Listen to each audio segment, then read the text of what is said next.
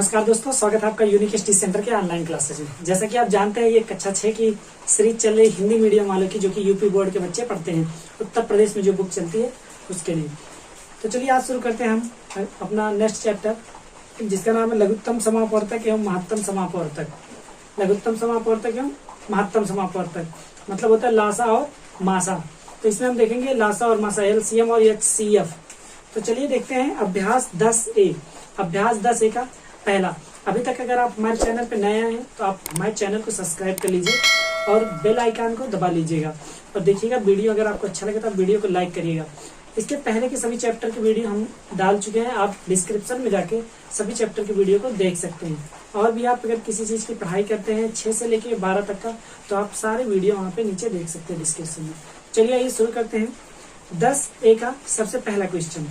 तो देखिए सबसे पहला क्वेश्चन हमारा क्या दिया गया है। सबसे पहला क्वेश्चन ऊपर देखिए वहां पे आ रहा होगा, दिया गया स्तंभ 1 की संख्याओं को स्तंभ 2 के अपवर्तकों से मिलान कीजिए। अपवर्तक इसमें आ रहा, अपवर्तक अपवर्तकों से क्या करना है, मिलान करना है। स्तंभ 1 है और ये स्तंभ 2 है, इनके सभी अपवर्तकों से मिलान करना है। अपवर्तक मतलब ऐसी संख्या जो दी गई संख्या को क्या करे, पूरी तरह से विभाजित करके उसको अपवर्तक बोलते हैं। चलिए आइए देखते हैं सबसे पहला 15। अब देखेंगे 15 किस किस संख्या से कट जाएगा, किस किस संख्या से 15 पूरी तरह से विभाजित हो जाएगा। देखिए 1 से कटता है, 2 से नहीं कटता, 3 से कटता है, 4 से, 5 से। तो देखिए 1 से कट जाएगा, 3 से कट जाएगा, 5 से कट जाएगा और 15 से कट जाएगा। 15 से भी कटेगा और 1 से कटेगा। 1 से हर संख्या कट जाती है, चाहे जो संख्या हो। तो इसको किस में मिलाएंगे, गा पे मिला देंगे। अब देखते हैं दूसरा वाला दिया गया 24। 24 हमारा 1 से कटता है, 1 तो सबसे कटता है, 2 से भी कटेगा। कटने का रूल हमने आपको बताया है। 3 से भी कटेगा, 4 से भी कटेगा, 5 से नहीं कटेगा। देखेंगे 1, 3, 4। देखिए 1, 2 से कटेगा, 3 से कटेगा, 4 से कटेगा, 6 से कटेगा, 12 से कटेगा, 24 से भी कटेगा। तो इसको मिलाएंगे अंगा वाले से। 24 का कितना हो गया, सारे अपवर्तक कितने हो गए, ये हो गए। ठीक है, आगे देखते हैं 21 का। 21 किससे किससे कटता है, देखिए 21 जो कटेगा 1 से कटेगा, 3 से कटेगा, 7 से कटेगा, 21 से कटेगा।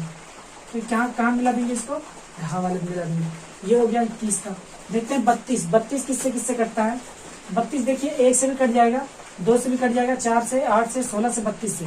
तो ये किसमें, का वाले में। तो इसको कहाँ मिलाते हैं, का वाले से मिलाते हैं। अब बचा 36। 36 हमारा 1 से कटता है। 1 से हर संख्या कट जाती, चाहे जो संख्या हो, सब 1 से कट जाती है। हाँ, 0 नहीं रहना चाहिए। देखिए 36 किससे कटेगा, 36 कटेगा 1 से कटेगा, 2 से कटेगा, 3 से भी कटेगा, 4 से कटेगा, 6 से, 9 से, 12 से, 18 से और 36 से। तो ये जो बची है खा वाली, इससे हो जाएगी।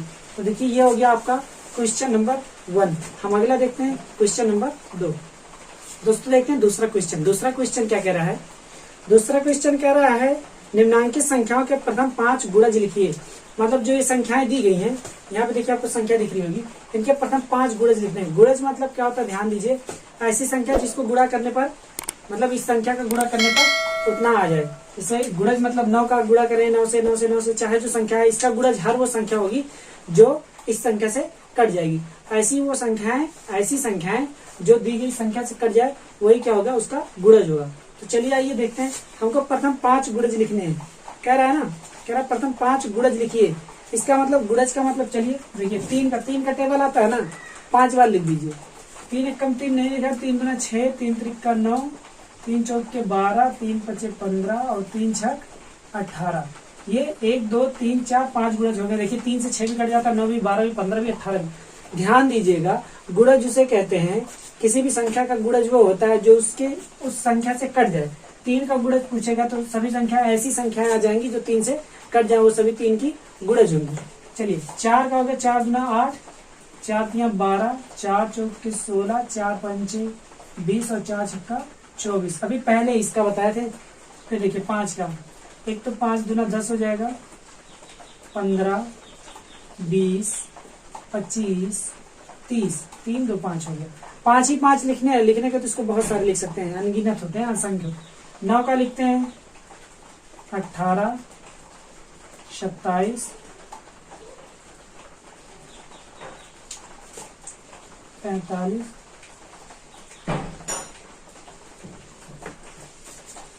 ये हो गया 9 का। 9 का ये हो गया। हमारा दूसरा क्वेश्चन कंप्लीट हुआ। गुणज किसे कहते हैं समझ में आ गया होगा। चलिए देखते हैं क्वेश्चन नंबर 3। क्वेश्चन नंबर 3 क्या कह रहा है हमारा, देखिए कह रहा है स्तंभ 1 की संख्याओं का स्तंभ दो के साथ मिलान कीजिए। स्तंभ एक की संख्याओं का स्तंभ दो के साथ मिलान करना है। तो आइए देखते हैं, जितना हमने पढ़ा है उसी में से है और कुछ भी बाहर से नहीं। 15 दिया गया स्तंभ एक में, ये देखिए 15 देखिए क्या है, 15 का ये देखिए 7 का गुणज है, नहीं है। 8 का गुणज है, नहीं है। 50 का अपवर्तक है, नहीं है। अपवर्तक और गुणज बताते हैं, गुणज वो संख्या होती है जो दी हुई संख्या से क्या हो जाए, कट जाए, उसको क्या बोलते हैं, गुणज बोलते हैं। ठीक है। और देखिए अपवर्तक उसे बोलते हैं जिसको हम गुणा करके, इसको गुणा करके जो भी संख्या आती रहती है वही अपवर्तक होती है। जैसे 15 का गुणा 15 दूना 30, 15 तिया 45, तो देखेंगे 15 दूना 30 यहाँ पे है, तो ये हमारा क्या हो जाएगा, पहले का घा वाला हो जाएगा, पहले का घा वाला। 15 का जो है अपवर्तक कितना होता है, 30 होता है। अगर 30 के बाद और आगे लिखा होता है 45 लिखा हो तो 45 भी इसका अपवर्तक होता है। ठीक है। तो दूसरा देखते हैं 20 का क्या कह रहे हैं, देखिए 20 का अपवर्तक है, 20 का देखिए 20 का अपवर्तक है। ध्यान दीजिए जो 20 हमारा वो क्या है, 20 का अपवर्तक है, 20 का अपवर्तक है। आगे देखेंगे 16 क्या है, 16 7 का गुणज है, 8 का गुणज है, 8 का गुणज है, क्योंकि 8 का गुना करेंगे तब 8 दूना 16 हो जाएगा, ये क्या हो जाएगा, गुणज हो जाएगा। अब देखते हैं 25 क्या है, 50 का अपवर्तक है। देखिए 50 का अपवर्तक है, 50 का अपवर्तक है। अपवर्तक मतलब ऐसी संख्या है जो 25 से कट जाए, दी गई संख्या से कट जाए। ठीक है। 35 क्या है, 7 का गुणज है, 7 पचे 35 होता है, 7 पचे 35 होता है। क्वेश्चन नंबर 4 क्या कह रहा है, कह रहा है 7 के सभी अपवर्तक ज्ञात कीजिए जो 100 से कम हो। 7 के सभी अपवर्तक ज्ञात करना है, सॉरी अपवर्तक ज्ञात करना है। क्या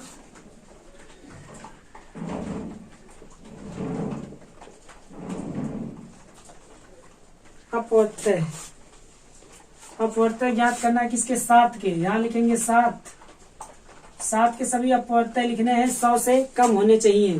तो देखिए 7 का पहाड़ आपको आता है, अगर आता है तो ठीक है, नहीं आता है तो भी ठीक है, कहें कि जरूरी है, आना चाहिए। ठीक है, 7 का पहाड़ आना चाहिए। चलिए लिखते हैं, सभी अपवर्तक लिखने हैं। देखिए 7 के पहाड़ में आएगा 7 दूना 14, 7 त्रिक 21, 7 चौका 28, 7 पचे 35, 7 छक 42, 7 सते 49, 7 अठे 56, 7 नवा 63, 7 दाम में 70, फिर आ जाएगा 77, 84 के बाद हमारा आ जाएगा 91, 91 के बाद क्या आ जाएगा 98 आ जाएगा। देखिए इसमें क्या हुआ, अगर देखेंगे हमको सभी क्या लिखने थे, इसके अपवर्तक लिखने। अपवर्तक मतलब एक हिसाब से गुणा ही होता है, गुणज होता है। तो देखिए 7 का गुणज 7 एकम 7, पहले तो 7 हो गया क्योंकि 7 है ही, 14 21 ये सब देखिए 7 से कटते जा रहे हैं, यहाँ तक कि देखिए 7 14, देखिए 84 91 98, यहाँ तक का हो जाएगा। 98 से आगे अगर हम जाएंगे तो क्या हो जाएगा, वो ज्यादा हो जाएगा, वो 7 के अपवर्तक से ज्यादा हो जाएगा जैसे, तो फिर उसको नहीं लेंगे। हमको कहाँ तक का लेना है, सिर्फ 100 तक का ही लेना है। देखिए क्वेश्चन में दिया गया 100 से कम हो, कितना हो, 100 से कम, तो फिर 100 से कम तक का ही लेना है, 7 से लेके यहाँ तक का 98 तक का। ये हो गया हमारा क्वेश्चन नंबर 4। नेक्स्ट देखते हैं हम क्वेश्चन नंबर 5। हाँ तो दोस्तों देखते हैं क्वेश्चन नंबर 5। क्वेश्चन नंबर 5 क्या कह रहा है, 496 के सभी अपवर्तकों को लिखिए और दिखाइए कि यह एक संपूर्ण संख्या है। देखिए दिया गया 496 के सभी अपवर्तक को लिखना और दिखाइए कि ये एक संपूर्ण संख्या है। संपूर्ण संख्या होने के लिए क्या होना चाहिए, सभी अपवर्तकों को जोड़ने के बाद जितना है उसका डबल होना चाहिए। जो जोड़ेंगे तो इसका डबल आना चाहिए, जितने भी होंगे संपूर्ण संख्या वह संख्या होगी जिसके अपवर्तकों को जोड़ने के बाद इसका डबल आना चाहिए। जो नंबर दिया गया है इसका जस्ट डबल मतलब दुगना आना चाहिए, तो हम कह सकते हैं वो संख्या क्या है, संपूर्ण संख्या है। तो चलिए आइए शुरू करते हैं, देखते हैं। सबसे पहले एक बात बताइए, 1 से जाएगा कि नहीं, 1 से कटेगा, 2 से कटेगा कि नहीं, 2 से भी कटेगा। अच्छा ये सब कटने का रूल हमने आपको बताया है, आप ट्रिक वाले मैथ की जो ट्रिक वाली वीडियो है उसमें देख सकते हैं, जो कि डिस्क्रिप्शन में है। देखिए 1 से कटेगा, 2 से कटेगा, फिर कटेगा हमारा 4 से कटेगा, फिर 8 से कटेगा, 8 से कटेगा, 16 से भी कटेगा, 16 से कटेगा तो फिर 31 से कटेगा, 31 से भी कटता है, 31 से कटेगा तो 62 से भी कटेगा, 62 से कटेगा तो फिर 124 से भी कटेगा, 124 से कटेगा, 248 से भी कटेगा, 248 से कटेगा तो फिर 496 से भी कटेगा, 496। देखिए ये 1 और ये 496, ये दोनों संख्या सब में होती है, मतलब वह संख्या खुद की और जो एक होता है वो, क्योंकि एक सभी को विभाजित कर देता है और कोई भी संख्या अपने आप से जरूर कटती है। तो ये हो गया हमारा। अभी क्या लिखा हमने अभी लिखा अपवर्तक, ये सब अपवर्तक है। हमको बताना क्या, दिखाइए कि ये एक संपूर्ण संख्या है। तो अगर दिखाना है कि ये एक संपूर्ण संख्या है तो इनको अगर जोड़ते हैं, हम इन सबको जोड़ते हैं तो हमारा कितना आ जाएगा, हमारा आ जाएगा 992। अच्छा 992 आ गया, इसका मतलब इसका डबल होता है ना 992। चलिए चेक कर लेते हैं डबल होता है कि नहीं। 496 गुणे 2, 2 छक 12 को 2 हासिल 1, 2 9 18 को 19 को 9 हासिल 1, 4 2 8 1 9, 992। तो ये हो गया ना, जस्ट डबल है। जस्ट डबल है तो हम क्या कह सकते हैं, सभी गुणनखंडों का योग 992 है। सभी लिखना जरूरी है क्या, गुणनखंडों का योग 992 है। अतः यह संपूर्ण संख्या है। संख्या लिखा है, ध्यान दीजिएगा, संख्या है, ठीक है। संख्या है क्योंकि संख्या का क्या है, दुगना है, इसलिए संपूर्ण संख्या है। ये जो है इस संख्या का दुगना है, ये जो संख्या दिया गया है इसका दुगना है। अगर इसका दुगना कोई भी हो जाए, अगर बोल रहे अपवर्तक लिखे और अपवर्तक उसका दुगना हो जाए तो जो संख्या दी गई है यह पूर्ण संख्या होती है। ये ध्यान दीजिएगा, ठीक है। तो देखिए सभी गुणनखंडों का योग 992 है। अच्छा यहाँ लिख सकते हैं जो कि संख्या का दुगना है, अतः यह संपूर्ण संख्या है। हाँ देखिए दोस्तों, क्वेश्चन नंबर 6 क्या कह रहा है, रिक्त स्थान की पूर्ति कीजिए। तो रिक्त स्थान की पूर्ति करनी है। रिक्त स्थान की पूर्ति करने के लिए देखिए हमको ये दिया गया है, दिया प्रत्येक संख्या। अच्छा ध्यान दीजिए, प्रत्येक संख्या क्या होती है, स्वयं की क्या होती है, अपवर्तक होती है कि नहीं। अभी जस्ट बताया हमने, स्वयं की मतलब अगर कोई संख्या 4 3 लिखा है, 3 का एक होगा और एक 3 तो होगा ही, तो प्रत्येक संख्या अपने स्वयं की क्या होती है, अपवर्तक होती है। तो यहाँ क्या लिखेंगे, संख्या स्वयं की क्या होती है, अपवर्तक होती है, अपवर्तक, ठीक है, स्वयं की अपवर्तक होती है। अगला देखिए, ये फिलअप किया गया, ध्यान दीजिएगा, अपवर्तक। आप सर्किल मत बनाइएगा, वो आपको थोड़ा बोल्ड करने के लिए बता रहे हैं कि देखिए यही है, ठीक है। प्रत्येक संख्या का पूर्ण विभाजक उसका, प्रत्येक संख्या का पूर्ण विभाजक कोई भी हो, अगर संख्या उसको पूरी तरह से विभाजित कर देती है। अभी आपको हमने क्या बताया था, क्या होता है, अपवर्तक होता है, क्या होता है, अपवर्तक होता है अगर पूरा विभाजित कर रहा है, जैसे यही अभी बताया हमने, तो वो विभाजित कर रहा है ना, तो यहाँ क्या हो जाएगा, उसको क्या होता है, अपवर्तक होता है। तो ये भी हो गया आपका, यहाँ भरा जाएगा अपवर्तक। ध्यान दीजिएगा, सर्किल नहीं बनाना है, बस सर्किल आपको बोल्ड करने के लिए बता दें। दूसरे देखिए तीसरा वाला क्या है, किसी संख्या का प्रत्येक अपवर्तक उस संख्या से क्या होता है, छोटा होता है, अपवर्तक है ना, छोटा होता है और बराबर भी होता है। क्या लिखेंगे, उस संख्या से छोटा या उसके बराबर होता है। देखिए ये फिलअप किया गया है और ये फिलअप किया गया है, ठीक है दोस्तों। अगला देखिए, प्रत्येक संख्या अपने अपवर्तक का एक, जितनी संख्या होती है अपने अपवर्तक का क्या होती है, अपने अपवर्तक का एक क्या होती है, अपवर्त्य होती है। क्या अपवर्त्य, प्रत्येक संख्या अपने अपवर्तक का एक अपवर्त्य होती है।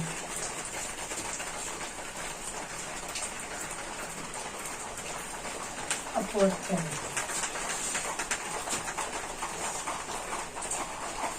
तो देखिए पांचवा वाला जो दिया गया है,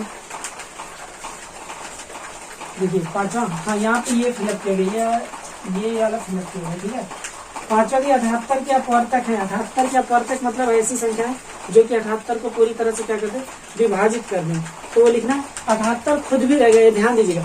पहले तो 78 एक रहेगा, ठीक है, जब भी अपवर्तक लिखने का है पहले तो एक रहेगा और एक बार ये संख्या खुद भी रहेगी, ठीक है ना दोस्तों। चलिए शुरू करते हैं। सबसे पहले एक रहेगा, एक के बाद 2 से भी जाएगा, 8 7 15 3 से भी जाएगा, 4 से देखेंगे, 4 एकदम 4, 3 38 4 32 4 9 36 4 नहीं रहेगा, 6 से चला जाएगा, 13 से चला जाएगा, 13 से चला जाएगा तो 26 से भी जाना चाहिए, 26 से भी चला जाएगा, 26 फिर 39 से भी जाएगा, 26 39 के बाद देखिए 9 गुना 18 3 गुना 6 मतलब 78 आ जाएगा। देखिए तो 78 के अपवर्तक हैं, 78 के सभी अपवर्तक क्या हो जाएंगे, देखिए 1 2 3 6 13 26 39 और 78। ध्यान दीजिएगा अपवर्तक जो होता है, अपवर्तक मतलब ऐसी संख्याएं, किसी संख्या का अगर अपवर्तक निकालना है तो ऐसी संख्या है जो इस संख्या को पूरी तरह से क्या कर दे, विभाजित कर दे।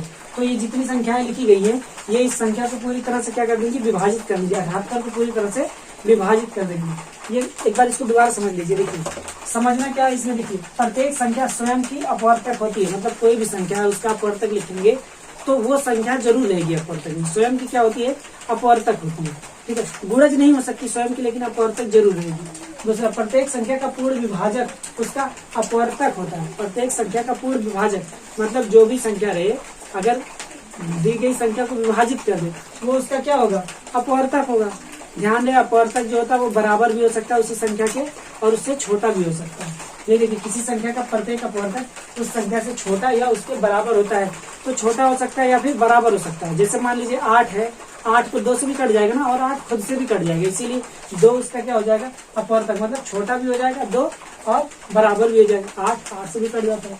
देखिए प्रत्येक संख्या अपने अपवर्तक का एक, प्रत्येक संख्या अपने अपवर्तक का एक क्या होती है, अपवर्तक होती है, मतलब गुणज होती है, ठीक है। प्रत्येक संख्या अपने अपवर्तक का एक क्या होती है, अपवर्तक होती है। अपवर्तक मतलब होता है गुणज होती है, ठीक है। अगला देखिए 78 के अपवर्तक है, 78 के अपवर्तक मतलब जितनी संख्याएं ऐसी संख्याएं जो 78 को क्या कर दे, डिवाइड कर दे, वही क्या हो जाएंगे, 78 के अपवर्तक हो जाएंगे।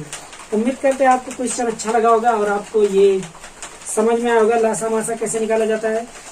आगे आप अगला वाला जब बताएंगे तो और अच्छे समझाएंगे। ये पहला वाला था अभी आपका 10-1, तो 10-1 का ये आपका अभ्यास समाप्त होता है।